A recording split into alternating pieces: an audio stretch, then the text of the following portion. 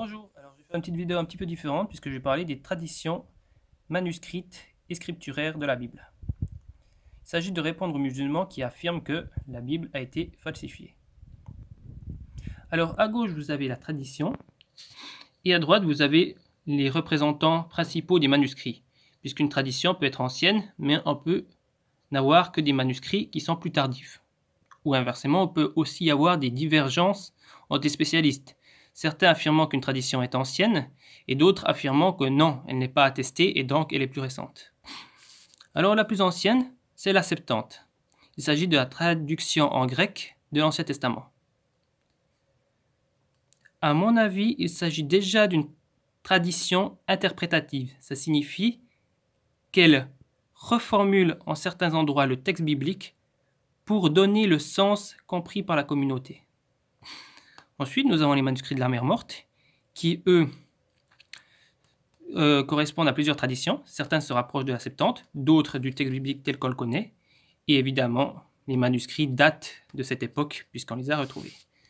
Une source méconnue, ce sont les auteurs juifs, puisqu'au 1er siècle, ces derniers citent énormément l'Ancien Testament. Ils nous permettent de savoir à quel état du texte ils se réfèrent. Ensuite, nous avons l'œuvre d'Origène, qui rassemble des traductions d'auteurs grecs. Ces derniers ont traduit l'Ancien Testament entièrement.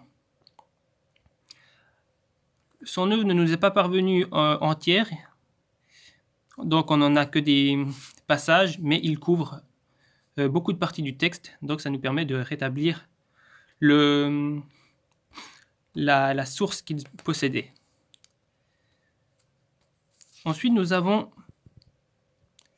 la Peshitta, qui elle est une tradition araméenne et dialectale, qui reprend une version du texte qui s'apparente plus à ce que l'on possède dans nos Bibles. Et ensuite, nous avons en dernier lieu les Targumim, qui sont des traditions interprétatives. Ça signifie que ces derniers explicitent le texte. Il s'agit donc non pas d'une simple traduction, mais du témoin des interprétations du texte. Et c'est en araméen. Donc vous avez, grosso modo, ici je vous ai mis 1, 2, 3, 4, 5, 6, 7, 8 traditions. Alors il ne faut pas se tromper puisqu'il y a effectivement des divergences dans le texte. Ces divergences peuvent être à l'intérieur d'une même tradition ou peuvent être entre des traditions différentes. C'est le cas principalement de la Septante, qui, pour certains livres de la Bible, ordonne le texte différemment, ou à des passages plus courts ou des passages plus longs. Néanmoins, il faut se rendre compte que peu importe la tradition, tous les textes ont la même architecture. Ça veut dire que dans tous les textes, dans toutes les versions que vous aurez, il y aura les mêmes éléments qui seront rapportés. Même si une version aura un texte plus détaillé, une autre aura peut-être les événements dans un ordre différent, vous aurez toujours la même structure et la même vision de l'histoire. Du point de vue factuel, du point de vue théologique, ça peut peut-être varier un petit peu.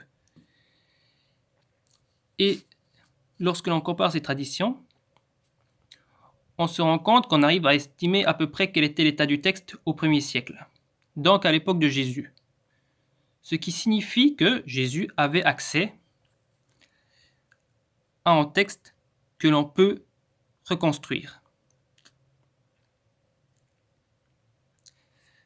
Sachant que dans l'optique islamique, Jésus est venu confirmer la Torah,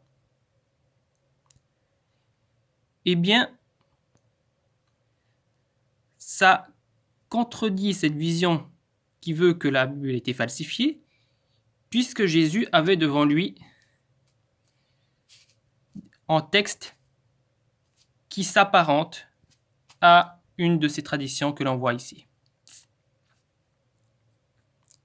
Si Jésus avait ce texte, deux choses possibles. Soit il a dû s'opposer aux scribes de son époque et affirmer que les gardiens du texte sacré l'avaient falsifié. Dans ce cas, il ne confirme pas ce que les Juifs ont comme texte. Soit il ne s'est pas opposé, et donc, d'une certaine sorte, et c'est l'optique chrétienne, il accepte l'état du texte tel qu'il lui est parvenu.